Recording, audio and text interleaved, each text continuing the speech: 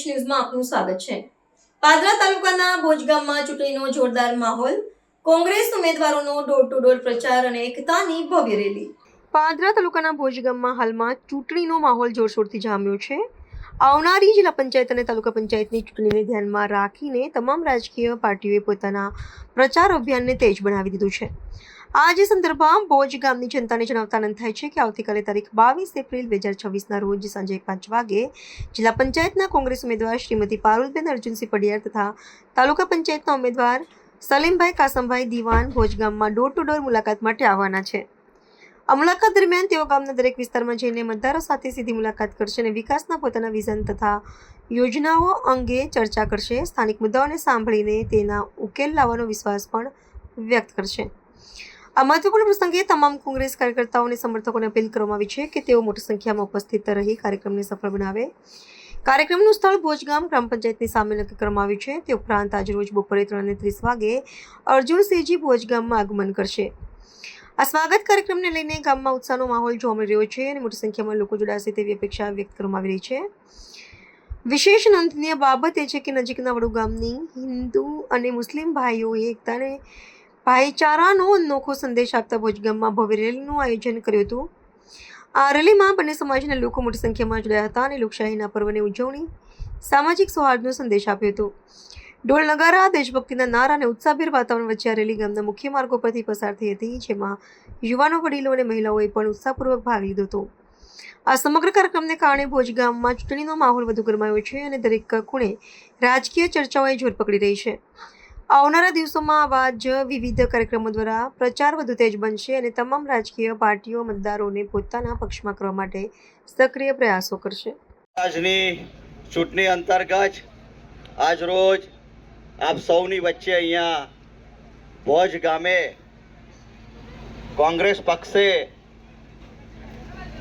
જેને જિલ્લા પંચાયતની ટિકિટ આપીને આપ સૌનો વિશ્વાસ જીતવા માટે આપ સૌની વચ્ચે અહીંયા મોકલ્યા છે એવા પારુલબેન અર્જુનસિંહ પડિયાર સાથે આપના જ ગામના અને અગાઉ જ્યારે 2010માં હું તાલુકા પંચાયતની ચૂંટણી અપક્ષ લડીને જીત્યો હતો ત્યારે મારી સાથે એ પણ ચૂંટાયેલા આ બેઠક પરથી એવા કોંગ્રેસ પક્ષમાંથી ત્યારે પણ એમને ટિકિટ આપી હતી એવા સલીમભાઈ મારા જૂના મિત્ર અને અહીંયા તાલુકા પંચાયતના પૂર્વ ઉપપ્રમુખ એવા સૈયદ બાપુ, સરપંચ ઇકબાલભાઈ અને અહીંયા ઉપસ્થિત ગામમાંથી પધારેલા સૌ આદરણીય વડીલો, સૌ માતાઓ બહેનો અને સૌ મારા યુવાન સાથી મિત્રો સાથે ભયાભાઈ, સૌ એવા કોંગ્રેસના સન્નિષ્ઠ કાર્યકર મિત્રો, સ્થાનિક સ્વરાજની ચૂંટણી એટલે કે ખાસ કરીને પક્ષની સાથે સાથે એ વિસ્તારમાં જેનું મહત્વ હોય, એ વિસ્તારના લોકો જેને ચાહતા હોય અને સતત એ વિસ્તારના લોકો માટે ગમે તે સમયે આવીને મુશ્કેલીના સમયમાં આવીને ઊભા થઈ જાય એવા વ્યક્તિને જિલ્લા પંચાયત કે તાલુકા પંચાયતમાં મોકલીને તમારા ગામનું, તમારા વિસ્તારનું જે જિલ્લા પંચાયતનું જે ક્ષેત્ર છે એનું પ્રતિનિધિત્વ કરીને તમારા સ્થાનિક મુદ્દાઓ, જે સ્થાનિક નાના મોટા પ્રશ્નો છે એ પ્રશ્નો ઉઠાવીને એને વાચા આપવાનું કામ છે। ઘણા લોકો અહીંયા ગપ્પા મારવા આવી જાય, ગપ્પી કે ભાઈ આવું તેવું બધા ગપ્પા ઘણા મારીને જોઈએ, ગપ્પા અમે સાંભળ્યો આદત જ હોય અમુક લોકોને। અમે જોયું છે આટલા લગભગ 3.5 વર્ષમાં શાસનમાં કે માઇક હાથમાં આવે એટલે ખબર નહીં પડતી કે હું ગપ્પો મારી એવું, એટલે ગમે તે ચોલામ છોડ। એટલે ઠીક છે, શાસન મળ્યું, તમને મુબારક છે, પરંતુ લોકોના હૃદયમાં રહીને, લોકોના હૃદયમાં તમારું શું સ્થાન છે? સત્તા તો આવતી ને જતી રહેશે, પરંતુ લોકોની ચાહના શું છે, લોકોના દિલમાં શું છે, લોકોના દિલમાં તમારું સ્થાન ક્યાં છે એ મહત્વનું છે. હાર જીત તો સિક્કાની બે પહેલું છે. એટલે ખાસ કરીને અમુક લોકો ચૂંટણીના સમયે જોરથી બોલવું, જુઠ્ઠું બોલવું એ નેમ લઈને ચાલતા હોય છે અને કેમ કરીને લોકોને ગેરમાર્ગે દોરવા અને એ ગેરમાર્ગે દોરીને કેવી રીતે પોતાની પાર્ટીમાં મત લઈ જવા ફક્ત ને ફક્ત આ જ સિસ્ટમ અમુક લોકોની રહેતી હોય છે. જ્યારે અહીંયા કોઈ ખોટી વાત નહીં, કોઈ જુઠ્ઠી વાત નહીં. જે થતું હોય એ કહેવાનું, જે ના થતું હોય એ નહીં કહેવાનું.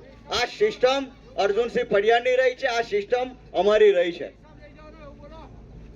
સતત 10 વર્ષ સુધી આ બધાએ જે વિશ્વાસ મૂક્યો અને એ વિશ્વાસને સાર્થક કરતા કરતા એ પહેલી ચૂંટણી હોય 2015ની, ત્યારબાદ 2021ની ચૂંટણી હોય અને આ સ્થાનિક સ્વરાજ 2026ની ચૂંટણી આવી.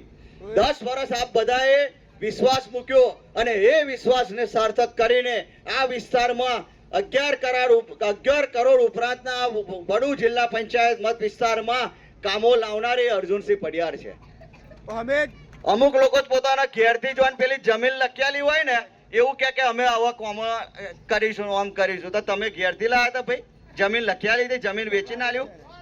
આ પૈસા પ્રજાના છે, એ પ્રજા પર કોઈનો અધિકાર નથી રહેતો. અમુક કે છે અમે ગ્રાન્ટ નહીં આપીએ, એવું જોયું ને કાલે બધાએ જોયું હશે. ગ્રાન્ટ નહીં આપીએ એટલે ગ્રાન્ટ પર એ આ ગુજરાતની જનતાના પરસેવાના પૈસા છે. એમની સુખ સુવિધા માટેના આ જે ટેક્સ ભરાય છે એમાંથી એમની સુખ સુવિધામાં કેવી રીતે વધારો થાય એ સરકારની જવાબદારી બને છે. પરંતુ તમે ઘણા બધા લોકોની વાતો સાંભળી હશે, જે જૂના ભાજપની વિચારધારાવાળા જૂના લોકો હશે. એ લોકો પણ હવે એવું કહેતા થઈ ગયા છે કે જે ભારતીય જનતા પાર્ટીને અમે માનતા હતા એ ભારતીય જનતા પાર્ટી હવે રહી નથી.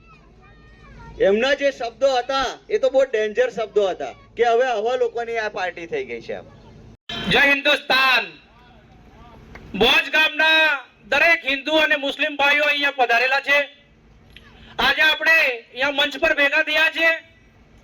વડુ જિલ્લા પંચાયત એક એવી જિલ્લા પંચાયત ભાઈ છે કે કોંગ્રેસનું ગઢ છે. આ કોંગ્રેસનું ગઢ તોડવા માટે અત્યારે એવા કાવતરા રચી રહ્યા છે કે તમે ના પૂછો વાત. થોડા દિવસો પહેલા વાત થઈ હતી ભાઈ કે નફાનો ધંધો હું કરું છું. અમે નફાનો ધંધો નથી કરતા ભાઈ. દરેક માનવીની સાથે, દરેક માણસની સાથે અમે જોડાયેલું આ કોંગ્રેસ પક્ષ છે. કોંગ્રેસની અંદર વડુ જિલ્લા પંચાયતની અંદર અર્જુનસિંહ બાપુ એમના 10 વર્ષના શાસન દરમિયાન તમે દરેક ગામની અંદર કામ ઉઠાવીને જોઈ લો કે એમણે 10 વર્ષના શાસનમાં 90 લાખ રૂપિયાનું કામ આપેલું છે ભાઈ. અને તે પણ ડંકાના ચોટ પર. અને હવે પછી જો કોંગ્રેસની જો બોડી તાલુકામાં બેસી ગઈ તો અમે તમને બાપુ સામી છે, તમે કહેશો એ કામ તમારું સટાસટ 24 કલાકમાં ભાઈ. બીજું તમને એક વાત કહું કે અત્યારે આપણા અર્જુનસિંહ લોક લાડીલા અને આપણા ધારાસભ્ય શ્રી માજી ધારાસભ્ય અર્જુનસિંહ બાપુ, આપણે ધારાસભ્ય આપણે જસપાલસિંહ બાપુ આપણા મંચ પર હાજર છે. એ પણ લોકોના હૃદયમાં એવું સ્થાન ગ્રહણ કરીને બેઠા છે પાદરું તાલુકામાં કે આવનારા વિધાનસભામાં તમને ખબર પડશે કે આ ઇલેક્શન હવે કેવું થશે. બીજી એક વાત તમને હું કહું દરેક ગામજનોને કે પ્રેમ ભાવથી જે પણ માણસ તમને સારો લાગે કે ભાઈ આ માણસ કેવો છે એને પ્રેમ ભાવથી વોટ આપવાના છે. આપણે કોઈની સાથે બળજબરી કરવાની નથી. લોકો દિલ ખોલીને વોટ આપશે, માણસ જોઈને આપશે મારા ભાઈ. તો મારી તમને દરેક ગામને દરેક હિન્દુ મુસ્લિમ ભાઈઓને નમ્ર અપીલ છે કે તમે માણસ જોઈને વોટ આપજો. અમારે તમારા ત્યાં સુધી આવવાનું છે, અમે આયા છે, વોટ માંગ્યા છે પ્રેમથી, અને તમે માણસ જોઈને વોટ આપજો. જય હિન્દ, જય ભારત. કર્યું હોય તો એ અર્જુનસિંહે કર્યું છે.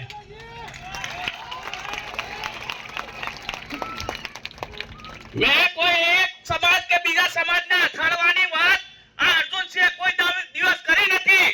અને એક સમાજ બીજા સમાજને જોડવાનું કામ કર્યું હોય તો અર્જુનસિંહે કરી છે.